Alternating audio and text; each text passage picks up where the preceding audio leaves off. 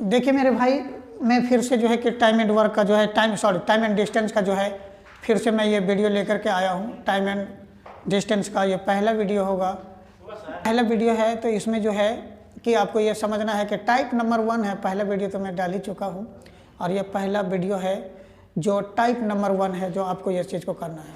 तो देखिए ये क्वेश्चन को करना क्या है कि ये कहता है कि प्लेटफार्म पर खड़े एक आदमी को 150 मीटर लंबी एक ट्रेन 10 सेकंड में पार कर जाती है, तो ट्रेन की गति क्या है। तो कहने का मतलब है कि हमको कहता है कि प्लेटफार्म पे जो व्यक्ति खड़ा है, प्लेटफार्म पे जो व्यक्ति खड़ा है उसके बारे में बताया जा रहा है।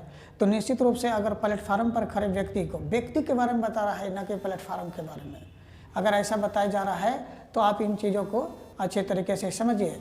तो इन चीज़ों को समझिए।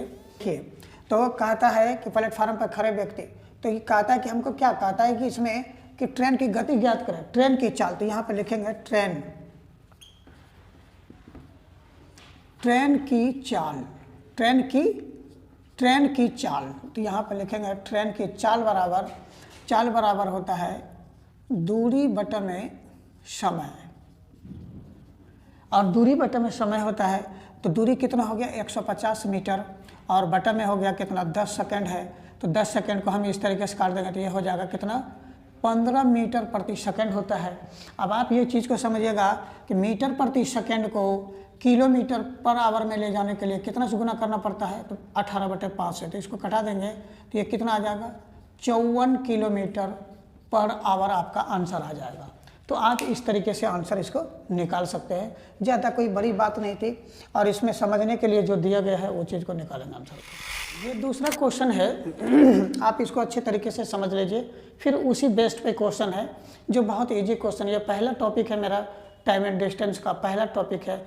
तो इसमें जो है कि हम आपको निश्चित रूप से बहुत इजी क्वेश्चन अभी करा रहा हूँ, और जैसे जैसे आगे बढ़ते चलेंगे बहुत अच्छे क्वेश्चन कराएंगे। देखिए, एक 350 मीटर लंबी ट्रेन 36 किलोमीटर पर आवर की चाल से चलते हुए एक स्टेशन को पार करती है। तो प्लेटफार्म पर खड़े एक आदमी को पार करने में ट्रेन को कितना समय लगेगा, यानी समय इसमें पूछा गया है। देखिए, सबसे पहले आप ये भी चीज़ को जान जाए कि आपको क्या क्या चीज़ दिया गया है। सबसे पहले आपको दिया है यहाँ पे चाल दिया हुआ है। आप इसको लिख सकते हैं कि चाल है 36 किलोमीटर पर आवर है 36 किलोमीटर पर आवर है, और आपका दूरी दिया हुआ है। देखिए, सबसे पहले डाटा कलेक्ट कर लेंगे कि हाँ निश्चित रूप से, तो ये आपका दिया है 350 मीटर है आपका दूरी।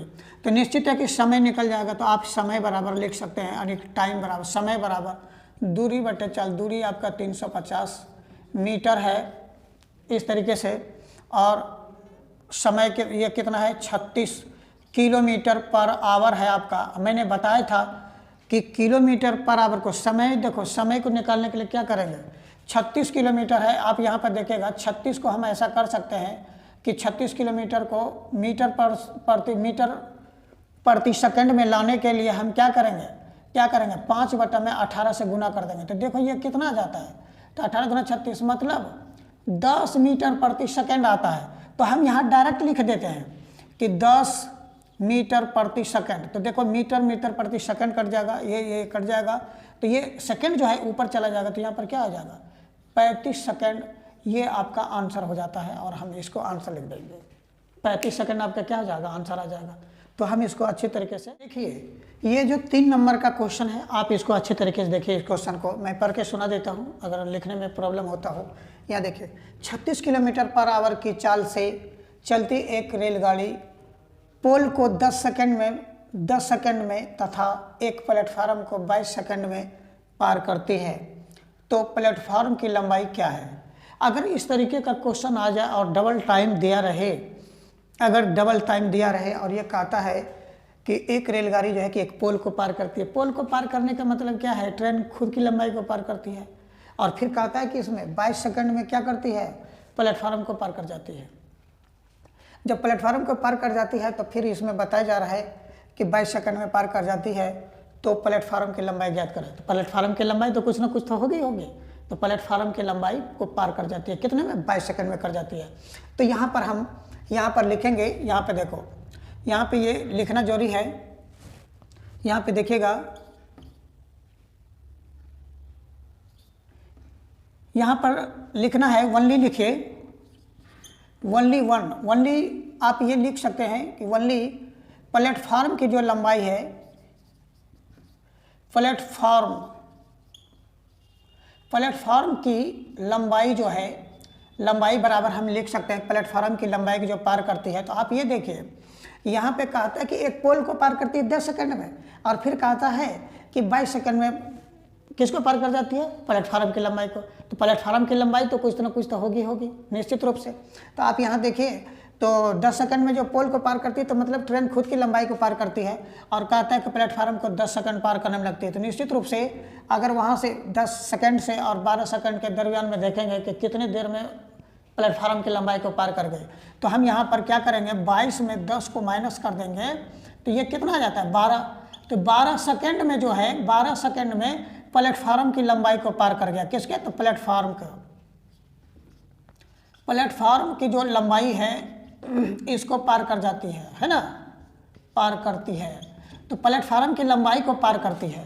तो अब हमको इसमें से ये देखना है कि हमको पूछा क्या गया है, तो प्लेटफार्म की लंबाई ज्ञात कर। प्लेटफार्म की लंबाई ज्ञात करने के लिए कह रहा है, तो प्लेटफार्म की लंबाई यानी कि लंबाई और दूरी, समझ रहे बात को? तो यहाँ पर लिख सकते हैं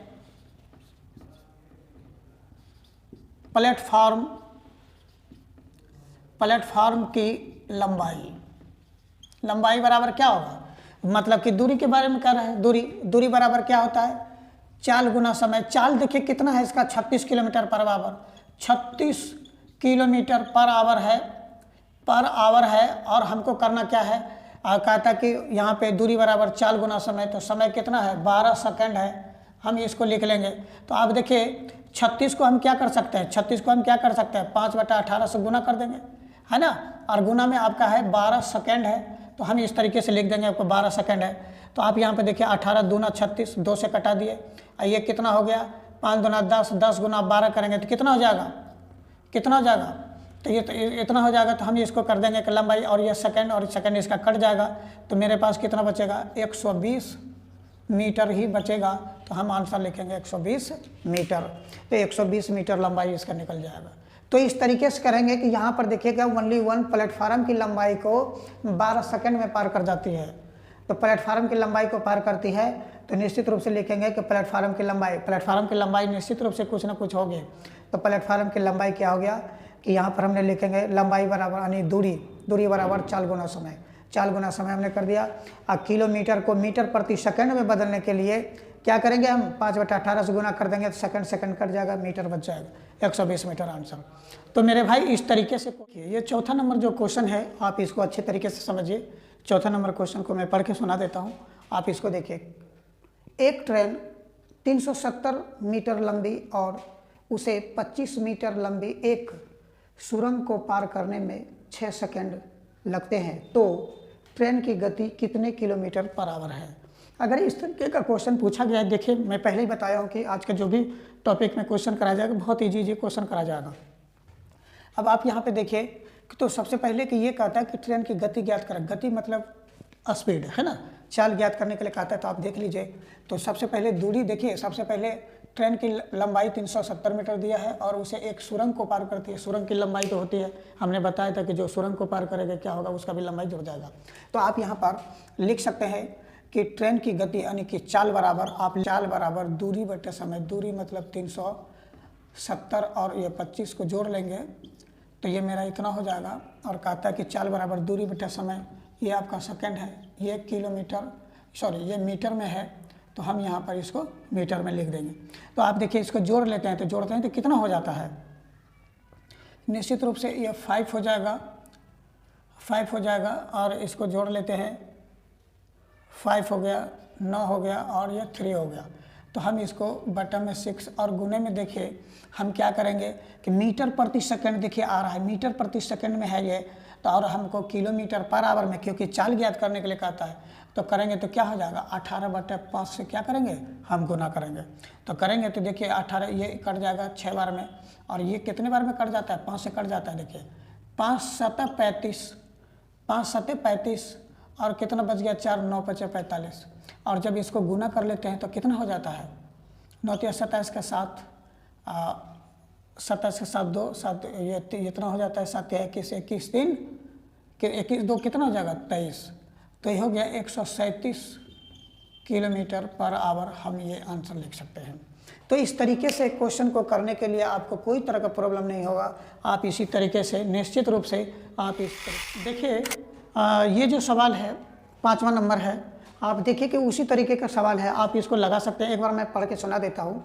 एक ट्रेन एक 400 मीटर लंबे प्लेटफार्म को पार करने में 15 सेकंड तथा एक व्यक्ति को पार करने में 7 सेकंड लेती है, तो ट्रेन की चाल क्या करें। मैंने बताया था कि डबल टाइम अगर इस तरीके से रह दिया हुआ तो आप इस तरीके से सवाल को लगा सकते हैं। डबल टाइम में मैंने बताया था कि आप लिखिए यहाँ पे ओनली प्लेटफार्म, देखिए यहाँ पे ओनली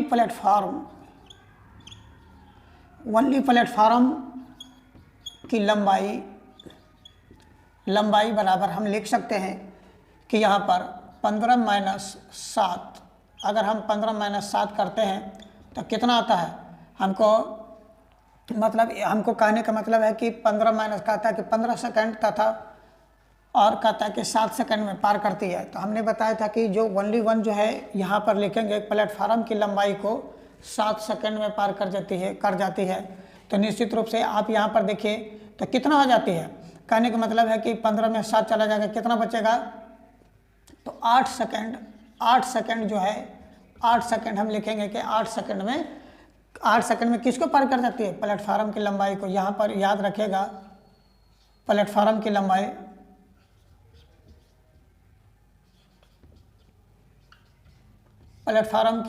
को पार करती है, यहाँ पर जानिएगा प्लेटफार्म की लंबाई को पार करती है। तो देखिए समय आपका दिया हुआ है और आपका दूरी दिया हुआ है, तो निश्चित रूप से चाल निकल जाएगा। तो चाल बराबर ट्रेन की चाल जो है, चाल बराबर दूरी बटे समय। दूरी कितना है आपका 400 मीटर है और आपका यहाँ पे दूरी 400 मीटर है और यहाँ पर समय दिया हुआ है, समय आपका दिया है कितना 8 सेकंड। तो 8 × 5 = 40, इसको कटा देंगे तो 50 बार में कट जाएगा। 50 मीटर प्रति सेकंड हो गया। चाल को करना है तो 18/5 से गुना कर देंगे, तो ये मेरा कट करके आ जाएगा। इसको हटा देंगे तो कितना हो जाएगा 10 गुना इतना करेंगे तो कितना हो जाएगा 180। यहाँ पर 180 हमको लाना है तो 180 किलोमीटर पर आवर मेरा हो जाएगा। तो चाल में कहता है ज्ञात करने के लिए, तो आंसर इस तरीके से हम निकालेंगे। जो है इतना तक ही रहेगा और अगला जो निश्चित रूप से है जो वीडियो आएगा उसमें क्वेश्चन बहुत लाजवाब होगा, बहुत अच्छा होगा, जो कि आप चाहते हैं कि एसएससी जीडी सब में ये जितने भी क्वेश्चन है इसी तरीके का आएंगे और थोड़ा सा जो भी क्वेश्चन और आता है मतलब इससे टफ क्वेश्चन और कराया जाएगा, अगले टॉपिक में कराया जाएगा। टाइप नंबर 2 में अगला क्वेश्चन कराया जाएगा। तो आज जो है कि इतना तक ही रहने मेरे भाई, और जो है कि आपको पसंद आया होगा तो निश्चित रूप से लाइक भी करिए, सब्सक्राइब भी करिए और थोड़ा शेयर भी करा करिए, जो कि हमको वीडियो बनाने में बहुत मज़ा आवे, है ना। तो निश्चित रूप से आप इन चीज़ों को करिए।